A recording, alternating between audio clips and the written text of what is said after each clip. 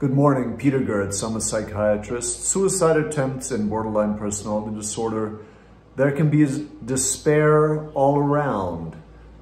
Despair on the part of the patient, of course, because they're attempting suicide, but also despair on the part of any mental health professional who is charged with treating that patient and who can get very frustrated and feel overwhelmed themselves and get angry even because they just don't know how to help the person. Let's say if someone with borderline personality disorder repeatedly attempts suicide, that can also lead to the staff feeling very disempowered.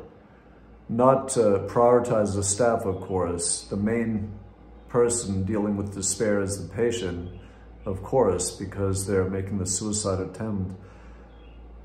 What brought this up to me is a patient I saw who made frequent suicide attempts by various means, frequently was hospitalized psychiatrically, and that can bring up some difficulties because hospitals may not want to accept patients with borderline personality disorder who can be disruptive on the ward, and that can create a major problem because the patient may stay in the emergency room and not be accepted by a hospital and may have just attempted suicide, so you don't really want to necessarily discharge the person back home. Another patient I'm thinking of is a patient whom I saw years ago, who essentially did a partial dissection of her forearm. It really looked like pretty much like an anatomic dissection to me. So these patients definitely can bring up feelings in staff, but of course we don't want to forget the main issue, which is their own despair, the patient's despair. And of course, suicide attempts can be dangerous. They can be lethal. Borderline personality disorder patients do kill themselves, a certain percentage. And we want to treat these patients as best we can. Like I said, it can be a very difficult situation for staff and for patients. If there's another concurrent disorder, and when I say disorder, that's something we're used to saying, but if there's a concurrent issue like major depression or anxiety, we want to treat that, for example, with medication and/or psychotherapy. If there's concurrent substance use, we want to address that. I mean, we can address it if the person doesn't want to, but if at all possible, we want the patient to address that. And also, if the patient's willing, we want them to be in longer-term psychotherapy, for example, dialectical behavioral therapy.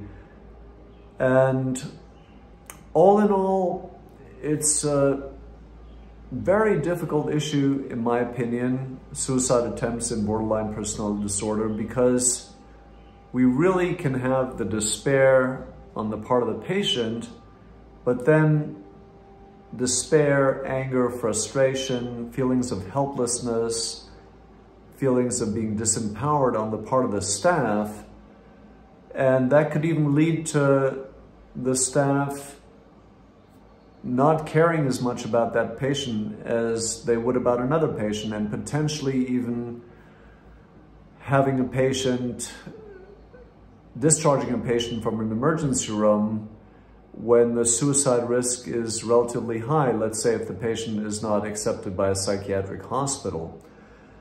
So we want to be careful. On the other hand, having a borderline personality disorder patient hospitalized even after a suicide attempt may not be helpful for the patient, and the patient may well not want that. So it's really a difficult balance to strike, and either way there are risks. For example, if you hospitalize a borderline personality disorder against their will and they don't necessarily need it, it may not be productive, even after a suicide attempt. On the other hand, if the suicide risk is still very high, and that's a difficult judgment call, we don't necessarily want to discharge the patient from an emergency room, even if they're not accepted by a psychiatric hospital. So, difficult situation, but again, I enjoy working with borderline personality disorder patients. I find I learn a lot from them, and I find issues like this where there's a lot of difficulty making decisions are good learning experiences for me. But bottom line, the despair of the patients, ongoing despair, chronic despair, is the main thing to address, and if at all possible, with longer-term psychotherapy. Thank you.